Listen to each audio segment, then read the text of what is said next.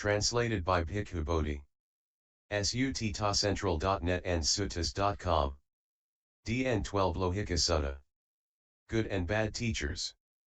Thus have I heard. Once Buddha was touring Kosala with 500 monks, whereby he stayed in Salavithaka. At that time there was a Brahmin called Lohicca who was reigning with feudatory rights at Salavithaka, as a gift from King Pasenadi from Kosala. At one moment an evil thought came to Lohicca. He thought, suppose an ascetic/Brahmin were to discover some good doctrine/teaching, and he decided not to share and teach others, for what can one man do for others? To tell and share with others would be like the man who, having broken through an old bond, get himself entangled in a new one again. This desire to declare to others is a form of lust/attachment. For what can one man do for another? Lohicca heard from others that ascetic Gautama, Buddha, has arrived at Salavithaka, and that many had praised Buddha to be the fully enlightened blessed Arahant, who is the knower of the worlds, teachers of devas and human, and endowed with wisdom and conduct.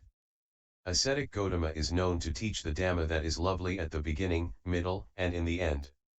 It would be great to pay a visit to such a respectable and reputable person. So he sent his barber, Bhikkhu, to go to Buddha and invite him for a meal the next day. Buddha agreed, and the next day with the Sangha they went to Lohicca's residence. Along his way to Lohicca's place, Bhikkhu told Buddha of Lohicca's bad thought on why should an ascetic/Brahmin share and tell others of any good doctrine/teachings, because it is not beneficial. Then Bhikkhu suggested to Buddha that it would be good if the Blessed One could remove this evil viewpoint from Brahmin Lohicca. Buddha replied, "That may well be, Bhikkhu, that may well be." Lohicca served Buddha and the monks food and took a seat beside Buddha. Then Buddha asked Lohicca if an evil thought has came to his mind yesterday, and Lohicca agreed. Buddha asked if Lohicca is established and reigned over Salavithaka. Lohicca said yes. Then Buddha asked further, if someone were to say Lohicca who reigns Salavithaka, he alone should enjoy all the revenue and all the produce of Salavithaka without sharing with anybody else. Wouldn't that kind of speech be a creator of obstacles for your subjects? Lohicca said, yes, it will be a troublemaker. Buddha continued, and making that danger, would he be a person who sympathized with their welfare, or not? Lohicca, he would not be considering their welfare and will not sympathize. Buddha, would that person who does not sympathize acts with love or hatred for them? Lohicca, with hatred, Gautama. Buddha, when one's heart is filled with hatred and in enmity, is that wrong view or right view? Lohicca, it is wrong view, Gautama. Buddha, now, for one with wrong view, Lohicca, I tell you, there is two kinds of destinations, either rebirth in the hell realm or the animal realm. Buddha, suppose someone were to say, King Pasenadi Kosala who reigns over Kasi and Kosala. He alone should enjoy all the fruits and revenues of Kasi and Kosala, and not share them with others. Wouldn't that kind of speech be a creator of obstacles for King Pasenadi's subjects? Lohicca, yes, he would be a troublemaker, Master Gautama. Buddha, similarly as an example given above, if he is a troublemaker, he will not be sympathetic for their welfare with a heart of hatred and enmity. That would also be wrong view, and that will result in bad rebirth. Buddha, in the same way, if a samana or a Brahmin who has discovered a good doctrine, teaching, should he tell no one else about it? Since he feels, what can one man do for another? He thinks it's a form of attachment and lust. But he will become an obstacle to those who come from good family background, who are keen to the Dhamma, teachings, and discipline from the Tathágata. He will prevent these good people from achieving the fruits of enlightenment because of his heart is established in enmity and he has wrong views. This wrong view and obstruction to people who can benefit from the teachings may result in bad rebirth. Just as I have illustrated in the two examples above. Three kinds of teachers that are blameworthy. Buddha then went on to explain to Lohicca that there are three kinds of teachers that are blameworthy, not to be praised. Who are they and why? The first kind of blameworthy teacher is someone who went into ascetic life with the aim of attaining enlightenment, without having himself Attained enlightenment, he teaches a doctrine, Dhamma, to his disciples, saying, "This teaching is good for you, and it will make you happy." But his disciples disregard and did not acknowledge his teachings, and they go their own way. It is like a man who keep pursuing a woman who has rejected him. This kind of teacher is not to be praised. This first kind of teacher will be criticized by others, and the criticism is justifiable as the teacher is teaching something that he has not grasped and understood himself.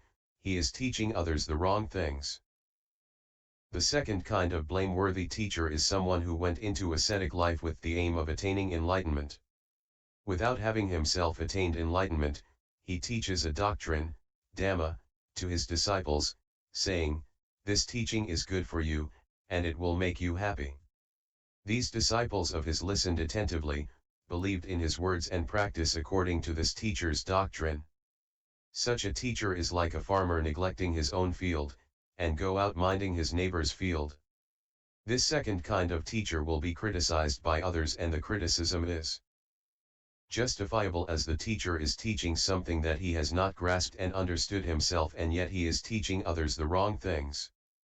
Worse still, his disciples followed his teachings/wrong views and continue to spread such wrong teachings. Hence this second kind of teacher should not be praised and is blameworthy.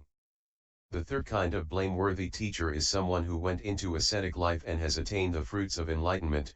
He teaches a doctrine, Dhamma, to his disciples, saying, "This teaching is good for you, and it will make you happy."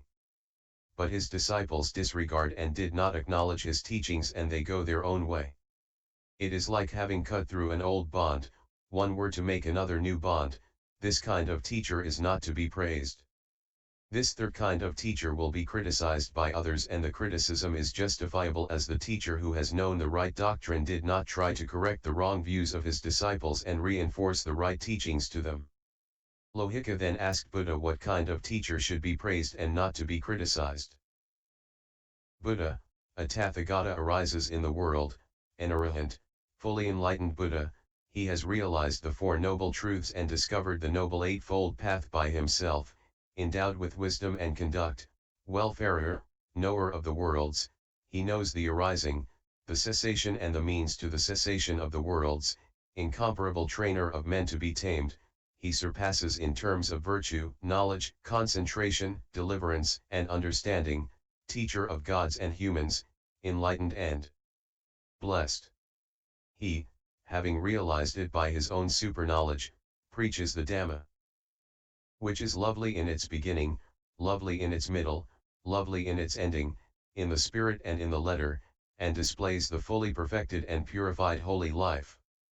The disciples of Tathágata goes forth into the ascetic life, practices the moralities, guards his senses doors and attains deep meditative jhana states and develops insight wisdom. The disciples realized the Four Noble Truths and understood the Noble Eightfold Path. The disciples are then released from the corruption of sensual desires, the corruption of becoming, the corruption of ignorance. With these releases, he gains the knowledge and wisdom. Rebirth has ended, the holy life has been fulfilled, the task is done. There is nothing further for this world, and he will be released from the cycle of samsara. The teacher of such disciples who have such high attainments is not to be criticized or blamed. If one were to blame the teacher of such an excellent disciple, the blame is untrue and improper. After hearing this teaching from the Buddha, Lohicca exclaimed, "Excellent, blessed one! Excellent!" Just as if a man had caught hold of a fallen man to break his fall, as if one were to turn upright what had been turned upside down, or to reveal what was hidden, or to point out the right path to one who was lost, or to bring a lamp into a dark place so that those with sight could see forms. In the same way, Lord, the Blessed One has expounded the Dhamma in numerous ways. I shall go to the Buddha, to the Dhamma, and to the Sangha for refuge. May the Blessed One accept me as a lay follower gone for refuge from this day onward for as long as I live. In other words, good teachers are those that know good teachings and they spread the teachings to develop right view in people. Whereas bad teachers are those who have yet grasped the right teachings and teach things that are wrong and hence cultivate wrong views in others, these kind of teachers are not to be praised. Those who know of good teachings should share the knowledge for the benefits of all, but if they do not share, then they are not to be praised. By WHH. References.